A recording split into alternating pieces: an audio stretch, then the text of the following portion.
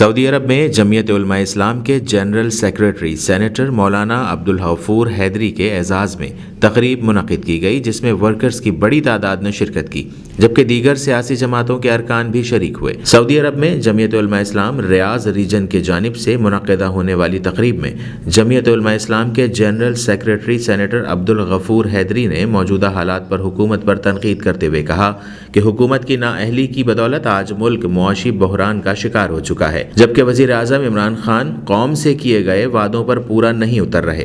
مہنگائی کے طوفان سے عام آدمی کا جینا دو بھر ہو چکا ہے، جبکہ ملک کو IMF کے رحم و کرم پر چھوڑ دیا گیا ہے۔ ایک وعدے پہ اس 1.5 سال کے اندر کوئی عمل درآمد ہوا؟ آپ نے فرمایا نا کہ کوشش، تو ہم نے کہتے ہیں کہ پھر کوشش کی بات کرتے ہیں، ہم یہ کوشش کریں گے، ہم وہ کوشش کریں گے۔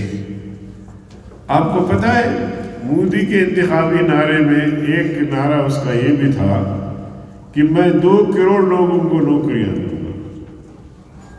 تو ہمارے صاحب نے سمجھا کہ یار وہ تو بڑا ملک ہے، پاکستان ذرا چھوٹا ہے، تو تم 1 کروڑ کی بات کرو۔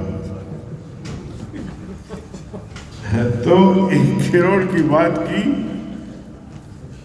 آپ یقین جانیے مجھے اچھا نہیں لگتا جو بات میں کرنے لگا ہوں۔ اس وقت مختلف کمپنیوں سے، مختلف فیکٹریوں سے 25 لاکھ سے زیادہ لوگ بے روزگار ہو گئے، نکالے گئے۔ میڈیا ہاؤسز سے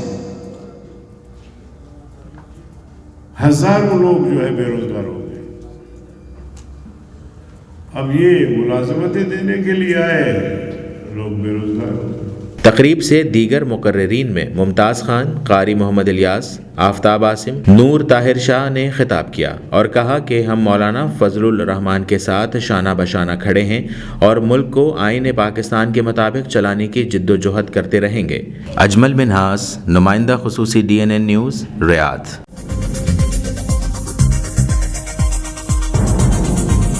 نیوز سے اپ ڈیٹ رہنے کے لیے ہمارے چینل کو سبسکرائب کریں اور بیل آئیکن پر کلک کریں۔